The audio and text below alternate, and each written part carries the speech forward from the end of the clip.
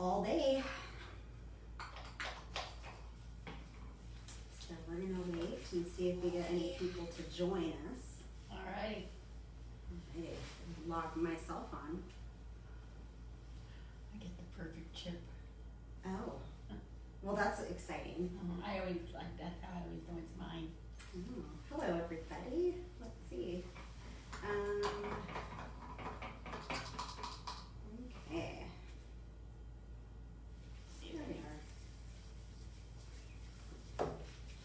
So, we hope everyone is doing well during our continued sheltering in place.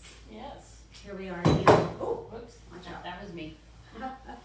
Sheltering in place again.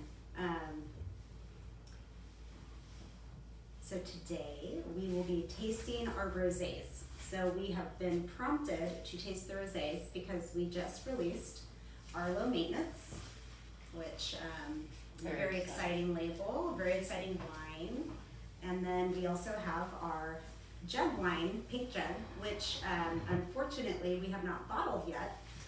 We're just waiting for a few things to finish out on that one.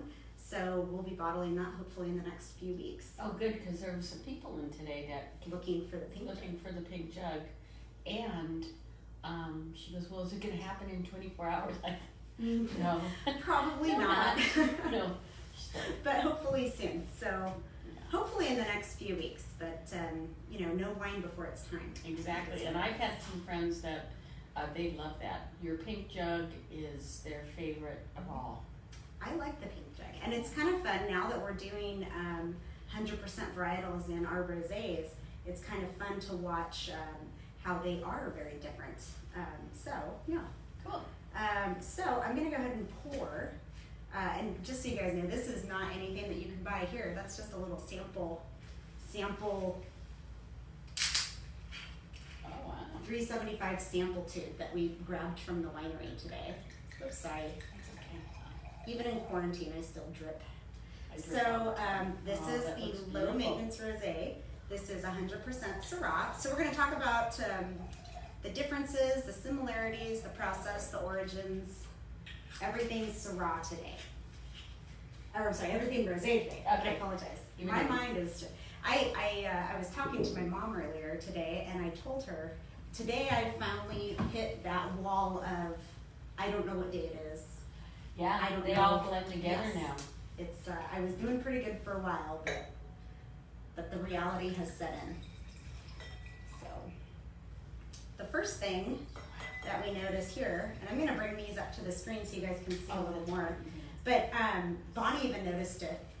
Just the color difference between these two is really evident. So this one on, let's see, this one that That's low maintenance. this is low maintenance, and this is the pink jug, which is Sangiovese Rosé.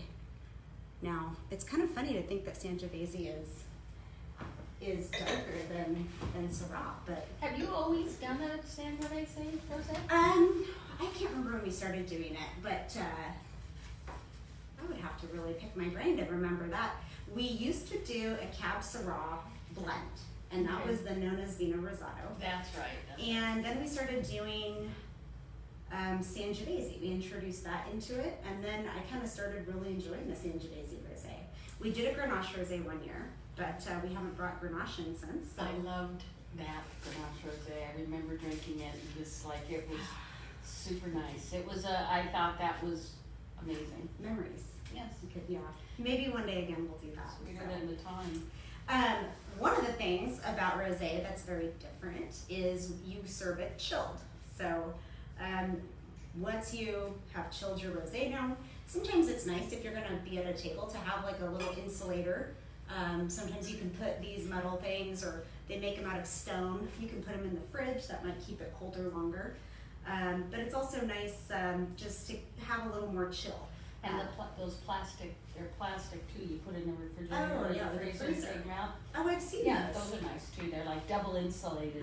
Oh, you know what I've also seen that I thought was cool is like they're, kind of like the heat cool packs that you put in the freezer, and it's just like a sock that fits on the bottle, and you can take it on picnics and stuff. Oh, very nice. Obviously, you can use them for white wine too, but we don't talk about white wine here.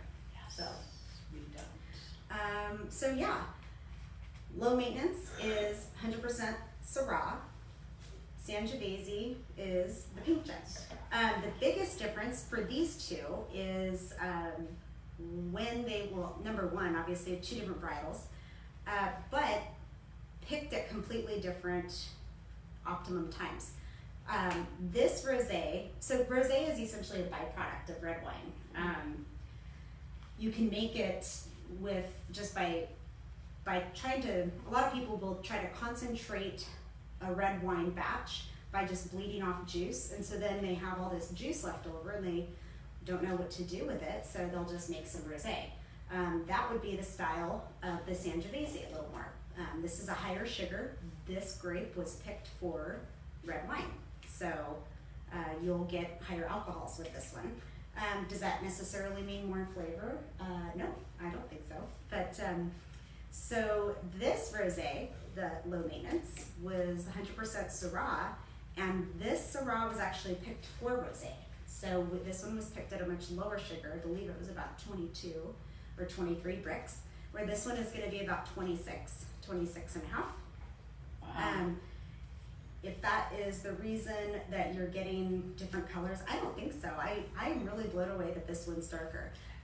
Would it be because of how long the skins were left on? Absolutely. So, fun fact, rosé, obviously we're talking about grape varietals here, but rosé is not made by blending white and red wine, although I have seen people do that. But that's how it actually originated. Oh, really? Yes. Well, So, it's very frowned upon to do that now, but let's talk about, and this is also not white zin, which we'll get into later. But how did rosé come to be, Bonnie? so actually, it's back in the 6th century. So, okay, this is where I always get confused. 6th century is BC. 500. Oh, 6th century BC. BC. Oh, so 6 Yeah. BC, 6 BC. not 600. No, 6th century. Six, Well, that would be six- 600 BC then, right? Because it's a century Just a 6th BC. BC. Got it. The They. year 6 BC. Yeah, it's crazy. Yeah. Before Christ. Yeah. Got it. Christ, sorry, you did not make water into wine then. Wine. Do you think he would have made rosé? Different question for different Yeah, time. that's a Sorry. different time. So anyways, back in 6 BC, it was down. So we have a little map here. So this is where rosé kind of originated, which is also still, so planted here's in France. the lower part of France. And this is also still where it is the most popular, Yep. obviously, in the Provence And region. what they did was they blended white and red grapes together. Do we know which kind? No, they didn't say. Well, maybe. Well, I'll look they that up. I'll look probably that have up. different varietals too. But they blended a white grape and a red grape to make it a pink wine. And that took off throughout the whole Mediterranean. Everybody heard about this pink wine. That started off and they loved it. Then, in 1975, That's a big time difference. tell me about it, because a lot of people drank it, but it wasn't the wine to drink. It wasn't what they liked. So what, did they say why they made it in 6 BC? It's because, I guess it was a little fruitier. They didn't say. They just said that's when the pink wine initiated. I think it's kind of like making moonshine. Okay. You know, you make Blend a little moonshine. of this. blend That, that. yeah, and then, now moonshine, look what we got. We had some great cocktails or great alcohol out there because Absolutely. of moonshine. That's very true. So that's how the wine originated. But rosé never took off. But in 1975, we were trying. Was that Carlo Rossi? Oh, Sutter. Sutter Home decided to make a pink wine, or actually didn't decide to make a pink wine. What had happened was he had gotten this wine that it was stuck in fermentation. Mm-hmm. So when it got stuck in fermentation, it made the wine a little sweet. So just say clarification, if a wine is stuck in fermentation, that means that the fermentation process has not completed, so the wine is not dry. So for a wine to be dry, like a red wine and most white wines, your sugar starts at your Brix level, which is 26, for example, on the Sangiovese. And you have to go all the way through to essentially negative numbers in a specific gravity. But with a lab result, you even get into the tenths and the hundredths of residual sugar. But you want it to go all the way dry. Wines that get stuck, the notoriously difficult cases, they'll get stuck around 2.0 Brix. And the problem is there's just not enough sugar to get the yeast started again and start munching on the sugars and finishing off fermentation. So it's a very tricky process. So in Bob, 75. so Bob from Sutter Home, Bob from Sutter. Yeah, he's the one. And so he was making his wine and it got stuck in fermentation and it made it sweet. So he said instead of trying to fix the problem, they would bottle it. And that's when White Zinfandel became very famous. But you did have Mateus back then. Oh, these are the fun names that some people remember. What was the other one that was back there? It was Mateus. Well, I think it was just Mateus and Sutter Home. Well, what about like Carlo Rossi? He didn't come back. He didn't jump on that totem pole until later. I remember another It was Sutter Home that invented it, but it boomed through the 80s, but then it stopped because people kind of got tired of drinking sweet wines. I can see. And so the wine in the jug, I remember as a kid seeing that in the fridge all the time. Yeah. And so that's how White Zinfandel was born, and how Rosé. A lot of people. If anyone out there remembers the name of the other popular white Zin, put it in the comments. Wasn't it Boone's Farm Apple Wine? Boone's Farm, I thought, were like wine coolers. Boone's Farm Apple Wine. Like infused. Yeah. I don't know. Well, that's what I used to drink. Boone's Farm Bartles and Strawberry James. Hill. No, I never knew. Bartles and James were more sparkly. The wine coolers. Coolers to where Boone's Farm Apple Wine and Strawberry Hill were wine. But I think they were infused with flavor. They probably were. With really fresh, not artificial, I'm assuming. Exactly. So that's when the rosés, and then I personally, to tell you the truth, it took me a very long time. I mean, like I've been drinking wine. Beringer. Yep. Well, they still make a lot. Yeah. I mean, whenever you go to a restaurant, if you see a rosé on the menu, typically it's Beringer White Zin. Really? Yeah, I'm blown away. Oh. So that I actually had a professor in college tell me, it was one of the first wine classes I ever took, and he's like, if you ever want to test out a restaurant or a server, always ask your waiter which White Zin they recommend. Really? Yes. What's their best white zin on the menu? Typically, what if it's a joke?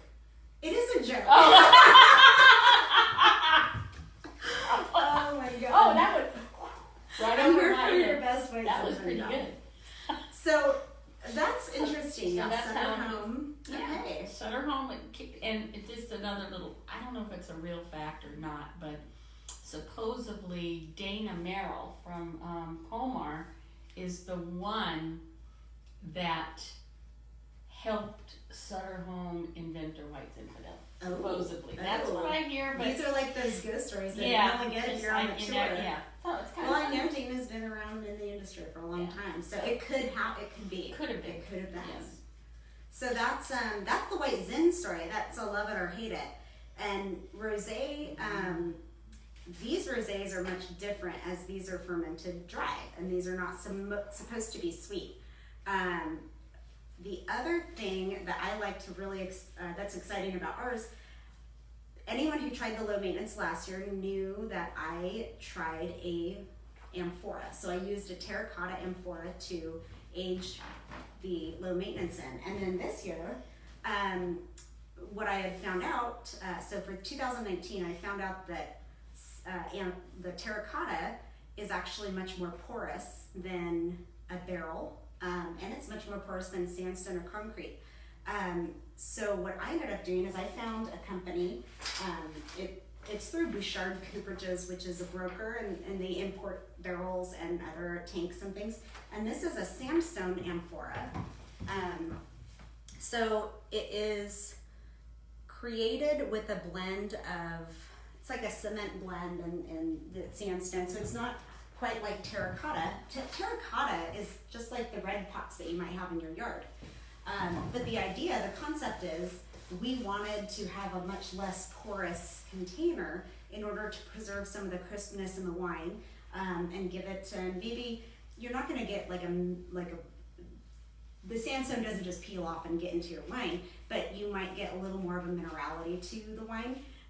Doing Syrah Rosé, if you want a lot of acidity, is sometimes tricky because this grape comes in at a much higher pH. So trying to preserve acid on Syrah is kind of critical. Yeah.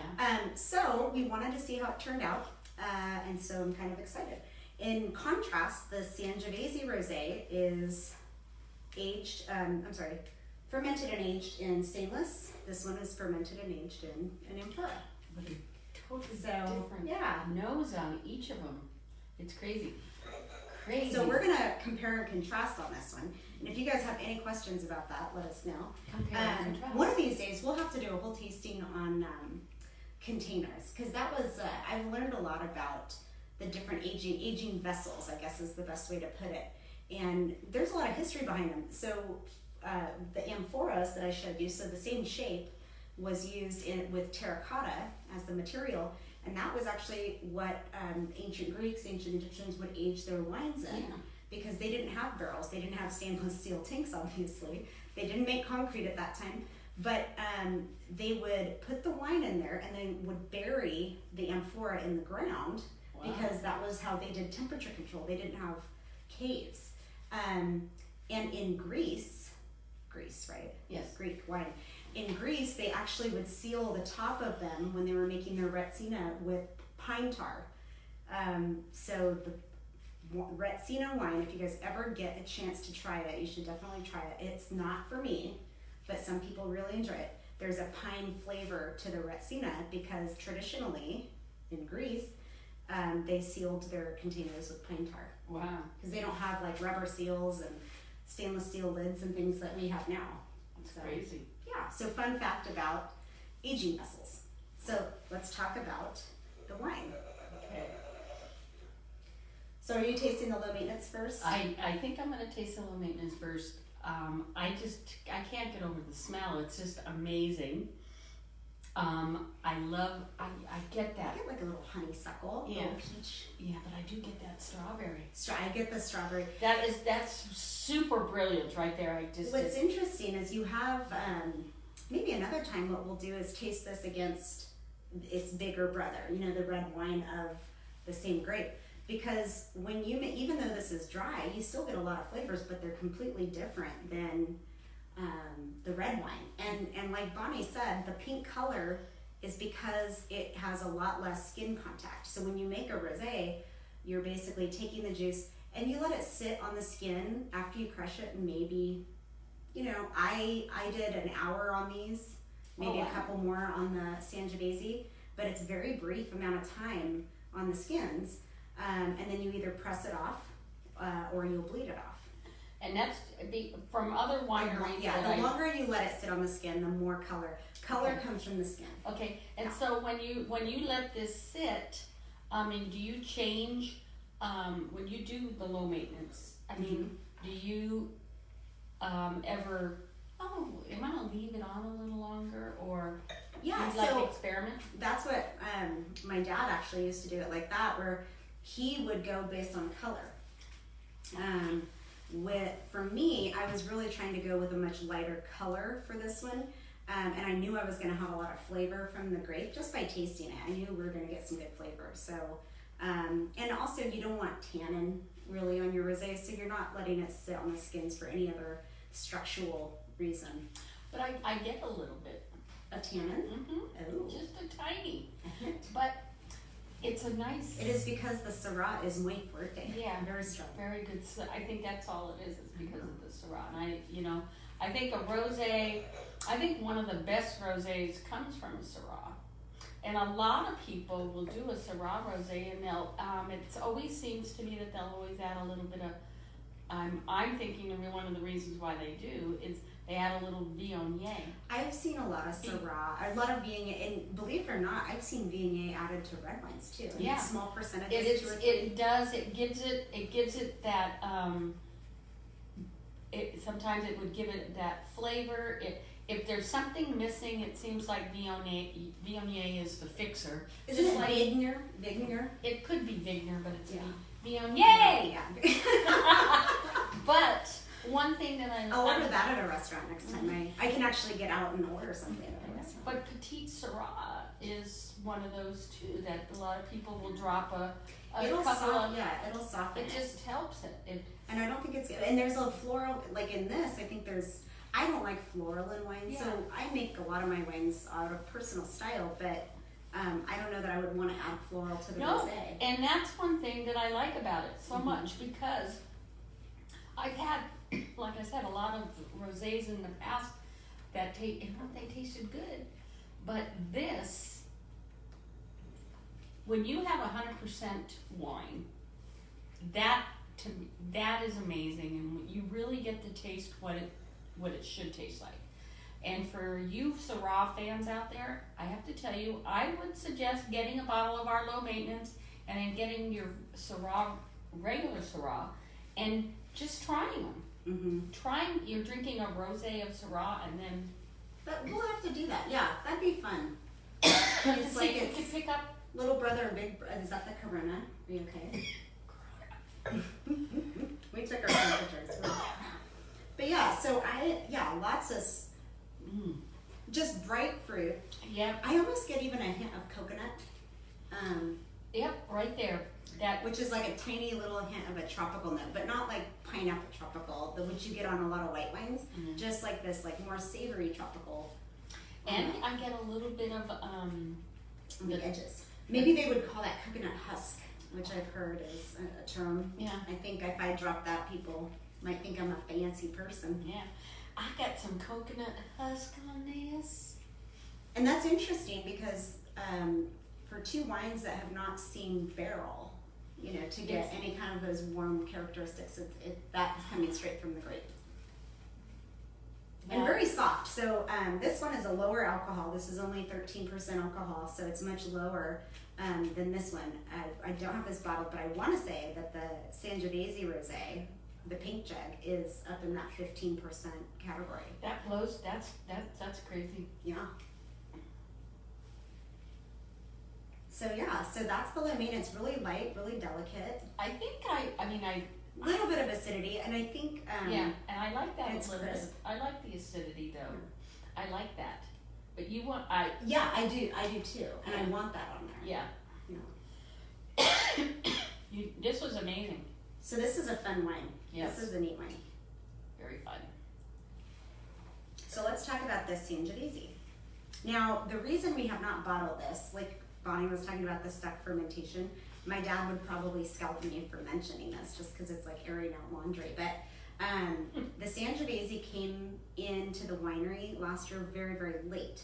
So even though you can control a lot of temperatures inside the winery and during fermentation, you can control the heat and the cool and all that stuff. The grapes know like what the seasons are. So right after we picked this grape, it dropped temperature wise. We had a lot of cold nights. I think we had our first freeze. So this wine did not ferment normally. So it just took a long time to get through fermentation, and it did not ferment all the way dry. So we are sitting here now that the spring has warmed up.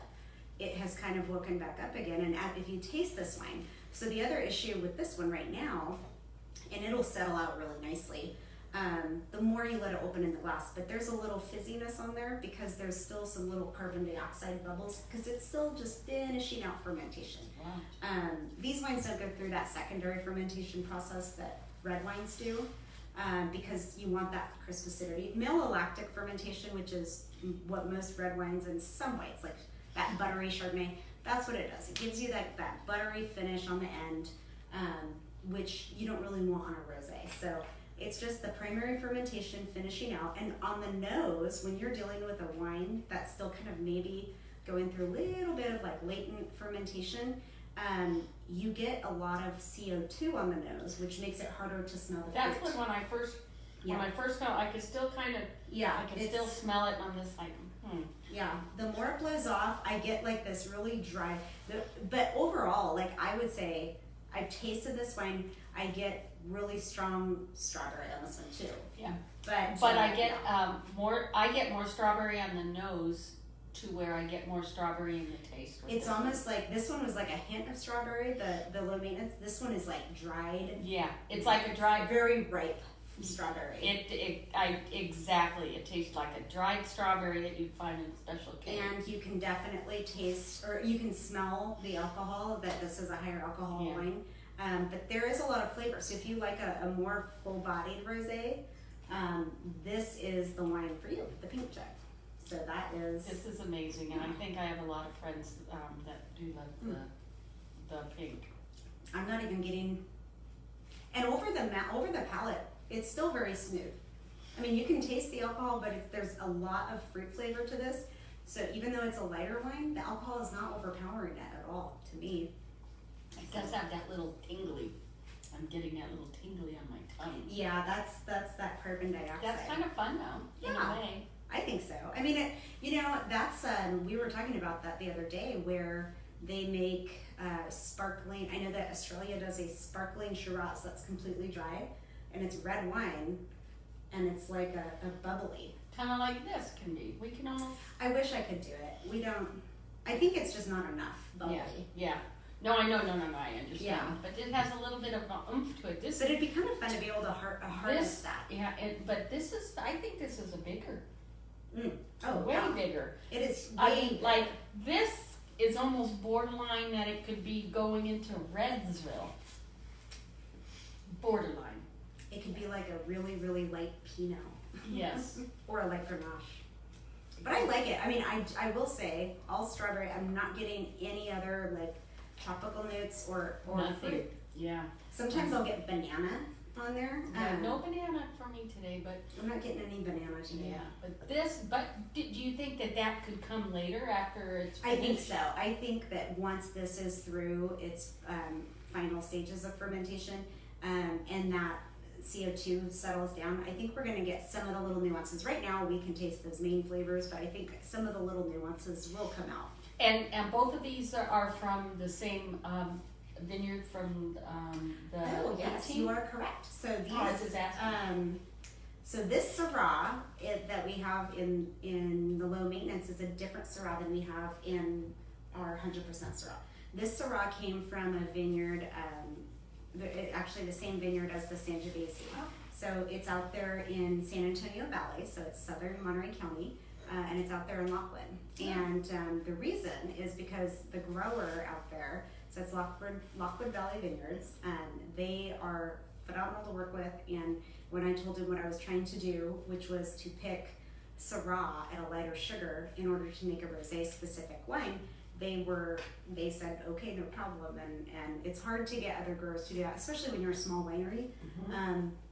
And last year, obviously, we didn't have any Syrah on our vineyard, so we couldn't pick it for ourselves. So it was nice to be able to work with people who are catering to small wineries. Awesome. And then, this Sangiovese is the same Sangiovese that we have in bottle? The same vineyard, yes. Yes, yeah. That's what I mean. Different vintage. So this is an Yeah, 18 that we're tasting. Yeah. And we just released the 18 Sangiovese. Right. So, yeah. Very cool. And it's funny, so in France, what I read about was in Provence primarily, but other places in France, rosé actually is outselling white wine. Really? Yes. Now, there is a big surge of rosé. Rosé is, they drink pink, and there is a lot more style. I will say, White Zin did not have a lot of style. It was just White Zen. It was kind of like chill it and kill it. Where these rosés that are coming out now have elegance, they have flavors, they have a lot of character. Yeah, different styles in the way of how you approach the wine too. You know, some of those rosés are big like ours. You know, you know, this I can definitely. It's so cute. You just want to like. Hold it. It's a little baby. But yeah, so I also found out while reading an article, you know, you do research on rosé, and it's definitely not like any other type of wine because you can't, you know, you can do a lot of research on varietals, but this is like a style of wine. It's not necessarily a varietal itself. It is a style of winemaking, is a rosé. But so you get a lot of articles from different sources. And I believe I must have been reading something, I don't remember, it was a vineyard or vine and wine driven website or publication. But they said that, I don't know how this came up, but they said that Sting, the artist Sting, huge rosé fan. Wow. They said that he tends to, you know, steal them for his room and bus.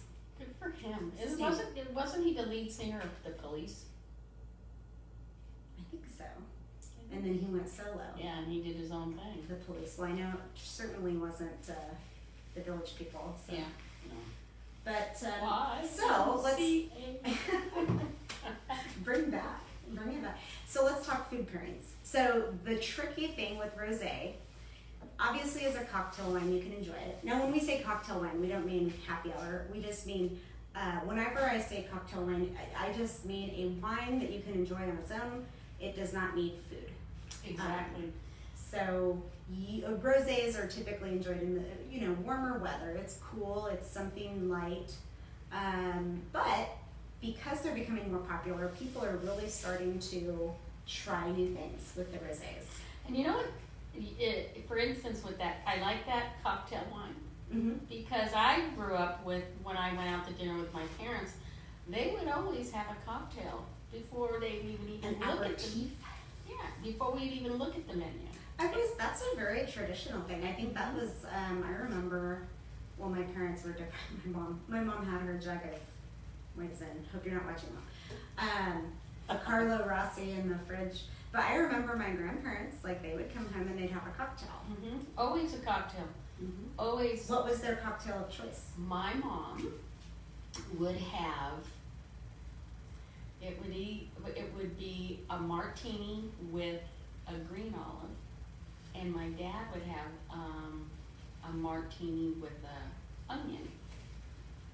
Oh, those little cute little pearl onions. Yes. Oh, And then, but that's what they would start off with. And I remember I would always get a Shirley Temple, and my brother would get a Roy Rogers. And oh, I always had that was Shirley Temple was, going and out. then Yep. the more of the cherries in there, the better. Like you were. Oh my gosh! Oh my God! I have 3 cherries. Do you remember how much sugar? Oh, I sit there and look back at my Shirley Temple days because, you know, you go out to dinner with your family and all you're supposed to do is just shut up, stay in the corner, don't mind your manners, because if you got the opportunity to go to a restaurant, you have to behave.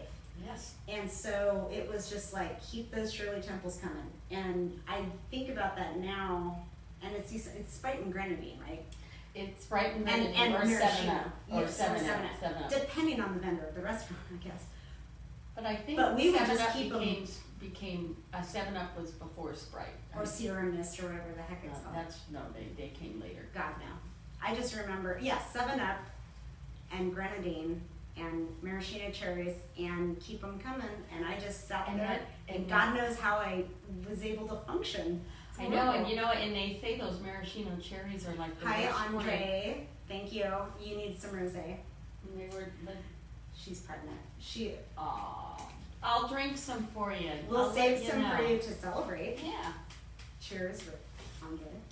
Oh, cheers. What's that? Cheers. Woohoo. Alrighty. Thank you. Andrea Nice. Andre on ice. All right, so I'm sorry. I No, but I just remember cocktails. that, and that cocktail. This is totally a cocktail wine. Well, and if you look at the label on the low maintenance, you can see. I mean, she looks like she's enjoying a nice little afternoon. You know, just maxing and relaxing. Just she's stylish too. You know, Yeah. so she's high class. I think she's very high class. So And high class with that trailer in the back is perfect. Oh, well, that's a deluxe I trailer. know. It's a very high end. But pairing wise, like when back in the day when we actually used to serve people at our tasting room, we used to do cheese pairings. The rosé was always one of the hardest ones to do a cheese pairing with. But I think one of my favorite ones is we have a local place here, Vivant Cheese, and they make their own honey. What is it? It's like honey chef. So it's a very, very, very light goat cheese, and then they blend in their own honey with it, and it was perfect with the rosé. Really? Very light, yeah. I So, like but that. I've also done it. Actually, I went up for, I can't remember if it was Thanksgiving or 4th of July or something with my family, and I blended honey into, I think it was ricotta, was it ricotta or mascarpone cheese? And then I served it with berries. Wow, And then you can have that with the rosé too. that's wonderful. But the other trend that a lot of people are doing is rosé and spicy food. Yes. Yes. Well, because spicy food is like, not necessarily that it's sweet and it will counteract that spice, but it just like is a nice, there's some fruit to it. And especially with like Asian spice foods, like Yes. some Thai food, maybe even some curry, the flavors kind of cancel each other out because it's not same that you're pairing. yeah, they complement each other. Yeah, Yeah. I think so. And rosé is super good with spicy, which I like, But one thing that I do like, and with my rosés, is I do a goat cheese with watermelon and some mint salad. Ah, But I yum. do a little balsamic vinegar on it also, and it very good. Nice. Now I wonder. See, now when we talk spicy, I was thinking Thai and whatnot, but then I was thinking, we were looking at recipes yesterday, like mango salsa, but I don't know that I would necessarily pair. I think mango salsa would be good because there's the fruit flavor, but like regular like Mexican food and Yeah, Mexican dishes, no. I don't know that this would be my choice. It wouldn't because the flavor of it wouldn't, I don't really feel that it would go with with that type of food, Ah. so. So yeah, if you guys have any questions or requests, let us know. All this talk of food is making me hungry. I know, I'm gonna go home. Someone was saying that they loved the label, and I just wanted to say thank you so much. I'm gonna post a picture of the postcard that the label was originated from. So if you look at the label, the mobile home on the back is actually back in the 50s and 60s. There was a whole thing called chrome advertising. So instead of, obviously in the 50s and 60s, it's kind of like, just like 6 BC, they didn't have the internet.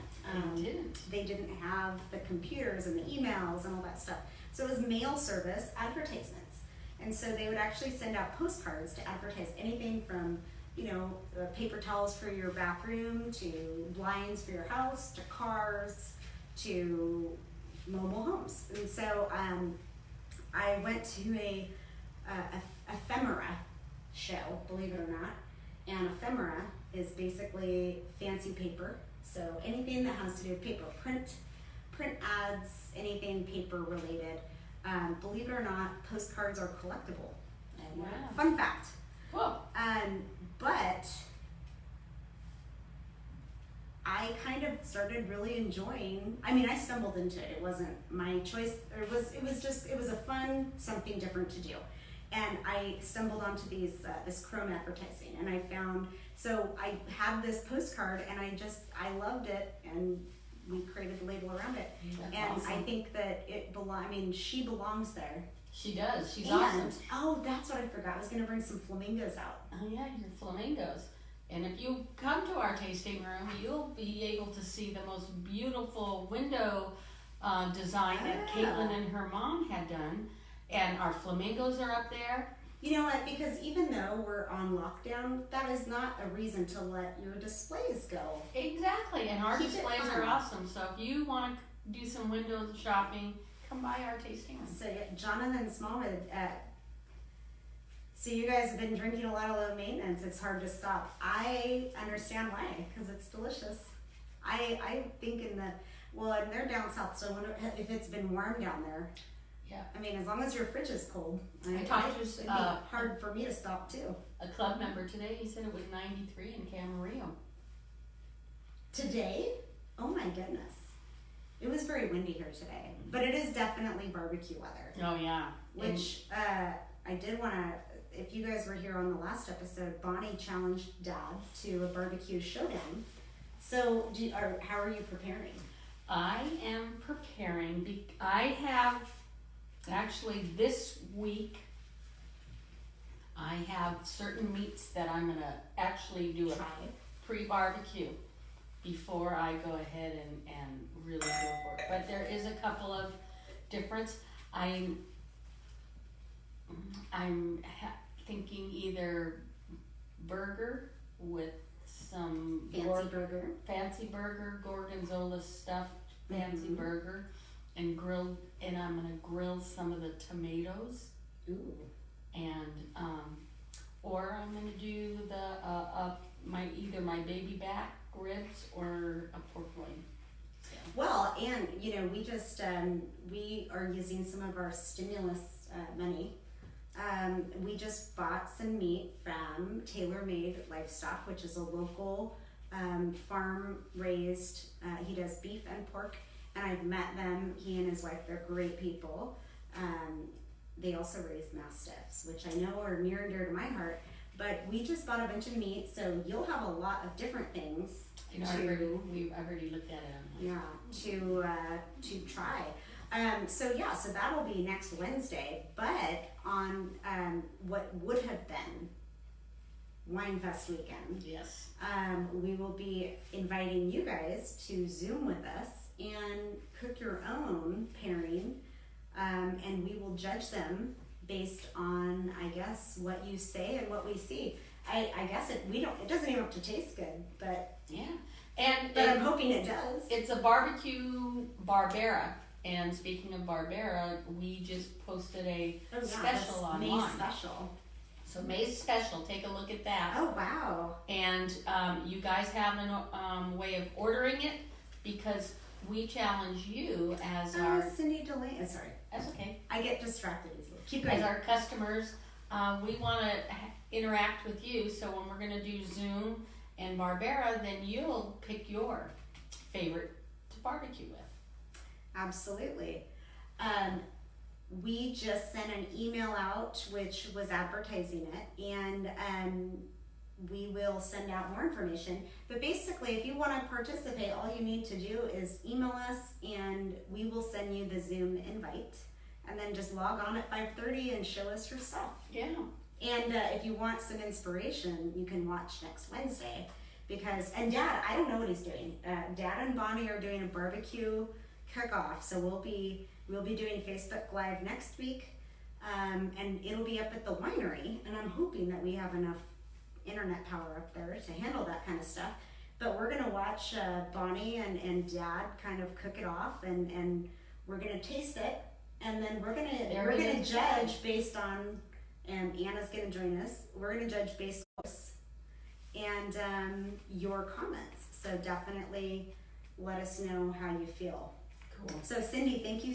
She just mentioned that she did a blind tasting with friends, and the Rosé, the low maintenance was the hands down favorite. So I just wanted to say thank you so much for sharing the low maintenance with everybody. It's super exciting for me because it's kind of a new, especially with the sandstone, it's a new project. Both the terracotta last year for the 2018 and the sandstone are new for me, and so it's exciting to see that people are enjoying them. Right on. Yes, you can join. Andre, if you're not drinking, you can still join, absolutely, because it's about the food and what you think would go with the wine. Yeah. And so all this talk of food and barbecuing and stuff, so I was looking for tips for quarantine. And I was thinking, like, there has been a lot of tension lately. So I was almost thinking, how do you stay calm? But we'll save that for another time. But I guess I was thinking, like, eating tips, because that's the biggest thing. Yeah, drink more. Eating tips for quarantine, because that's one thing I've noticed is I have not been eating real well, and I have probably been gaining some pounds. My quarantine 15, I don't know what we'd call it. Quarantine pounds. Well, quarantine pounds. There's no bailout for that. Yeah. But so there were all these eating tips, and for quarantine or sheltering in place and all that, and I think the reason I'm not eating well is because I just go to whatever's in my fridge because I hate shopping. So if that means that I'm just going to the freezer, I'm almost completely out of fresh produce and like fruits and vegetables. But that's me. That's my fault. I got so depressed when I was reading these tips for eating in quarantine that well, yeah, because number one, make a plan. Okay, I plan to eat. Yes. Is that it? Yes. And we're also, I will throw my body on the mercy of, we're trying to keep these local businesses going. So I like to eat out a little bit. So I'm ordering from our local restaurants that are doing takeout. I drive up right before I go home, or, during lunch, we kind of find a place and we'll do lunch. So it's been fun. So make a plan. I plan to continue supporting my local businesses. I do too. And I plan to keep eating, I guess. And you know what, if you were talking about the fresh vegetables, well, I have to tell you, I do that Tally Farms box. You can do it once a month if you want. Or you could even do a junior box since it's just you. Junior box. But you get fresh fruit and you get fresh veggies. And right now they're sticking like avocados in there. I just don't know what to do with beets. Like everyone always says they end up with beets with these boxes. Well, we have beets, but I'll gladly trade you some beets. My roommate does beet juice. Oh. But I with the fresh beets, to tell you the truth, I make a thing called switkla, and you get I fresh could make borscht. borscht. Yes. We could do Russian. Yeah. Switkla. So you get fresh beets and you grate it, and you get fresh horseradish and you grate it and you mix it together, and then it becomes really spicy, but it's really good. We eat That'll clear the coronavirus. it. It cleared my corona all the way to Italy, and, but it clears out your sinuses. But it's really good with sausages, and with it's so good with sausages and some meats. We have it like with some eggs, because I know you're not an egg. Do you think it would person. go well with rosé? I think that the horseradish might be a little too much overpowering A little too much. for the rosé. Okay. I just thought I'd ask. But I could try it and let you know. Okay, beets. We'll think about So it. that's my plan. So number 3 was food delivery options, which check, no problem on that. Number 4 was portion sizes. Yeah, that's not gonna happen.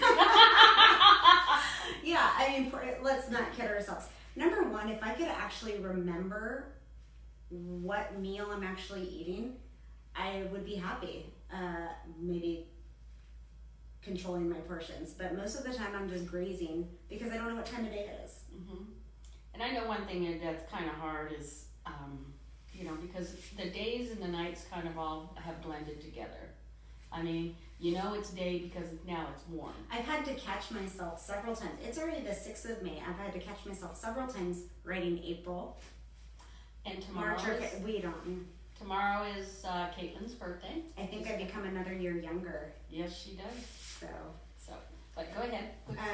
yeah, portion sizes. And then the last one, which is another one that I will struggle with while I shelter in place at home by myself, is safe food handling. Safe food, so does that, okay, so basically when I eat dinner, I am sitting in my kitchen eating over my sink. Oh, so you don't sit down and... No. I used to sit down. Now I have a TV tray or I just have a little plate in front of me, but I know yesterday was the first time that I got to sit at a table with people and actually talked. We socially distanced, but Bonnie for Cinco de Mayo cooked carne asada. It was delicious. And I got to have a taco. Yeah. And then we had a little block party. Everybody safe distance. I know. Everyone was dancing on the street. Oh, thanks, Jeff, for tuning in. I'm glad you get to join and learn a little. We try to make it informative and fun at the same time because, we need a little comic relief in these times. Yes. So, but yeah, so that's all the eating tips that I have. After reading that article, I will say I don't think that any of that is going to impact my current trends. Maybe I'll try to get the nerve up to go to the grocery store though. I think that'll be my big win for this week. Okay. That'll be Let's my see goal if I get a I'll good start. I'll see if you. Oh, how's John? Cindy. Okay, so Dad is doing good. He's here in spirit, as you can see. He's right there. He's doing great. He is, yes, he is safe. He is socially distancing probably more than he normally does, I guess, but he's pretty much isolated and socially distancing on a regular basis anyways. He's doing good. Yeah, we get to hear a little more about politics these days than we care to, but he's doing great. He's in good spirits. He's staying busy. That's the other thing is it is nice, and I do feel fortunate to be able to go to work every day. And he lives on a property that needs constant maintenance, so he does stay busy in general. So it's kind of nice. He was out mowing on the tractor today. Oh, wow. I told him, I said, hey, Dad, the Blue Angels, one of our club members mentioned the Blue Angels did a flyby in Dallas and Houston. Really? And so he sent me a picture of the camp area and up there by the winery, and he goes, hey, I just did a flyby on the tractor and I was so fast you didn't see it. So he's in good spirits. Dad, right on, Dad. Thank you for asking though. Please, thank you. All right. So wines are safe. The wines are good. Wines are safe. Just remember our May special, the 3 Barberas, Yes. and if you want to participate in the barbecue cook-off over is it the 16th? The 16th is the Zoom. So we'll be doing a Zoom. We will be watching you guys present your food, Yes. why you paired it, and what your best options are. Exactly. So Because life's too short to drink bad wine. absolutely. Well, thank you. And I guess That's it. that's all we have. We'll be but talking thank to you you. for joining us. Salute. Woo. Cheers. And we'll be sending out more information on all of it. But yeah, thank you, Bonnie. Alrighty. I think we answered everything. Gonna double check with the cook-off. It may be a good time to showcase your meat rubs. That's true. So maybe people could get bonus. Actually, I will say this about that. Regards to the barbecue, when we did our Barbera tasting last week, it was like the 25th or 28th, I believe, 29th, something like that. One of my friends actually was enjoying the Barbera and cooked, I believe, a pork, some sort of pork chops or something, and he did use our rub that was made by Spice of Life here locally, and it's a blend of herbs that we felt went the best with the Barbera. So we do have those here, and we will get those online, but we'll also let you know kind of what's in them. Very cool. Yeah, definitely incorporate that if you guys want. We miss you guys all too. We hope to see you soon. We don't know when. We will hopefully have an update by this weekend on that, but we will see you.